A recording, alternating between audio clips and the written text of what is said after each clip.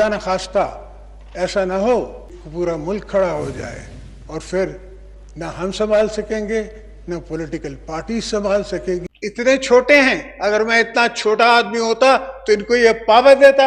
और ये साहब कहते हैं कि हमने लोगों की नौकरियां नहीं दी। शेम।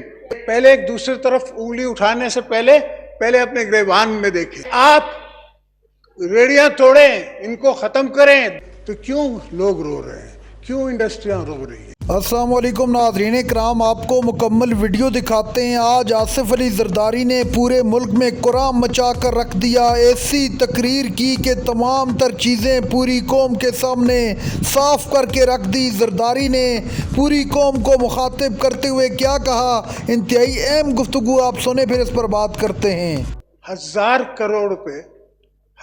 करोड़ रुपए कराची को दिए गए, इन्हें दिए गए। इनने कराची को यरगमाल किया। कराची में इनने खून की नदियां बहा दी। लोगों को कहा, बाकायदा कहा गया कि आप रेडियां तोड़ें, इनको खत्म करें, दुकानें तोड़ें और हथियार लें। और उन हथियारों का फिर इस्तेमाल हुआ।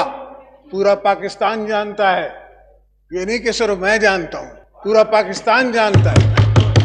और इनने किसी को, ये क्या बात करते हैं कि हम इतने छोटे हैं, अगर मैं इतना छोटा आदमी होता तो इनको ये पावर देता।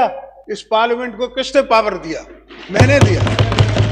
वरना इनने डिमांड भी नहीं की थी, पार्लियामेंट ने डिमांड भी नहीं की थी कि प्रेसिडेंशियल पावर्स दिए जाएं पार्लियामेंट को, 18th अमेंडमेंट दी जाए, पार्लियामेंट को खत्म करने की पावर हमसे मुझसे ली जाए। मैंने खुद दिया, मैंने खुद बुला के रजा रबानी को दिया। और आज ये पार्लियामेंट मुझे बुलाने के लिए तैयार नहीं है। और ये साहब कहते हैं कि हमने लोगों की नौकरियां नहीं दी। शेम।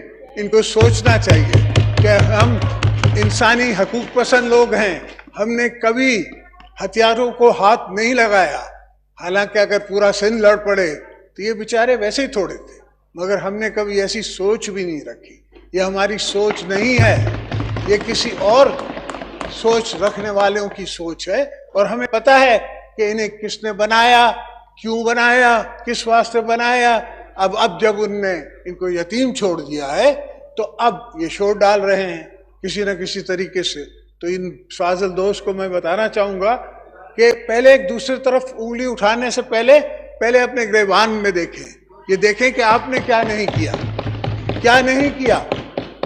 मैं नाम नहीं लूँगा, इसलिए कि फिर वो उनकी जो बात करने का अंदाज है और इनको जो कमांड है उर्दू पे, उसको मैं शायद न पहुँच सकूँ। जब हम जिस दौर में आए तो पूरा एक 10 साल का दौर था मुशर्रफ का, मगर मुझे पता था अब मेरे पकड़ने से पार्टी को फर्क नहीं पड़ता। पाकिस्तान पीपल्स पार्टी और मजबूत होती है। मगर आम आदमी, ये सोचने की बात है, समझने की बात है। इनको सोचना चाहिए, समझना चाहिए। और जो ताकतें इनको लेके आई हैं उनको भी सोचना चाहिए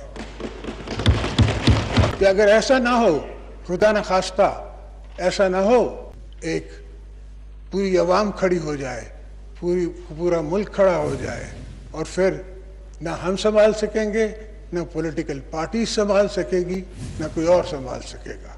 जब वो हालात हुए या वो आलम हुआ जो हमें नज़र आ रहा है, इनको नज़र नहीं आ रहा, मुझे नज़र आ रहा है कि ये हो सकता है। ऐसा हो सकता है कि कल को पॉलिटिकल पार्टीज के हाथ से भी ये बॉल निकल जाए, पॉलिटिकल फोर्सेस से भी ये गेम निकल जाए। और फिर आप देख रहे हैं कि दुनिया में क्या नहीं हुआ है। आज असेंबली में आके पुरानी यादें ताज़ा हो रही हैं। मैं पहले भी जेल से आता रहा हूँ असेंबली में, तो ये हमारे लिए। अब मैं आ जाता हूँ सर बजट पे। आपका जो बजट है, जो सरकार का मैं अखबारों में देखता रहा हूँ, इसमें कोई सदाकत नहीं कि किसी तरफ से भी ये कोई बजट आपके फाइनेंस डिपार्टमेंट ने बनाया हो। अभी तक तो सऊदी अरेबिया से, दूसरे मुल्कों से कोई इमदाद आ जाती, کوئی ان کی مشینیں آ جاتی جو اس کو روکتی. اور سر آ جائیے, ہر انڈسٹری جو ہے ان کے اتنے بڑے بڑے ایڈز آ رہے ہیں کہ ہمیں بچاؤ, ہمیں بچاؤ, ہمیں بچاؤ.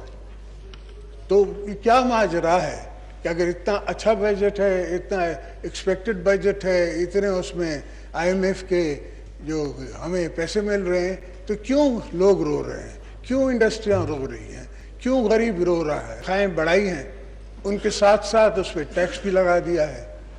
اب ٹیکس جب لگتا ہے تو اتنی تنخواہ اس کو کم وصول کر رہے ہیں جو پہلے ٹیکس دینے والے ہیں.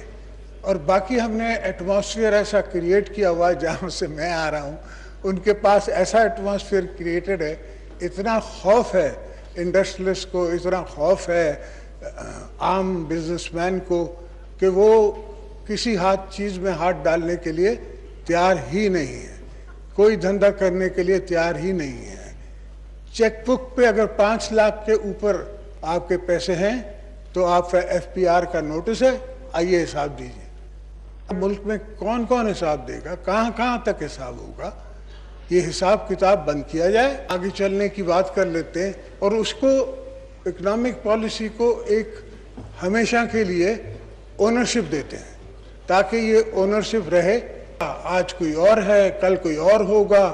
یہ تو سلسلہ جمہوریت کا چلتا رہتا ہے, کبھی نان کمپلائنٹ ڈیموکریسی ہے, کبھی کمپلائنٹ ڈیموکریسی ہے, بہرحال وہ چلتا رہتا ہے.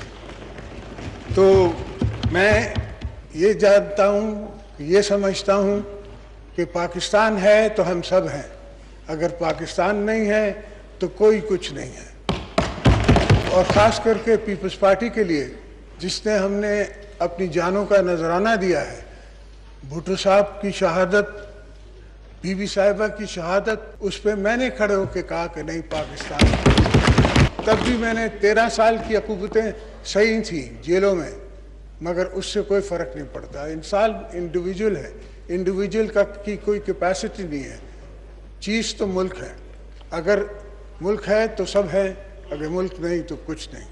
ناظرین کرام, آپ نے ویڈیو دیکھی صدر آصف علی زرداری کا انتہائی فکر انگیز قسم کا اور تاریخی خطاب. قومی اسمبلی کے اندر آصف زرداری نے کھل کر کہا کہ میں نے اپنی پاور کو کم کیا.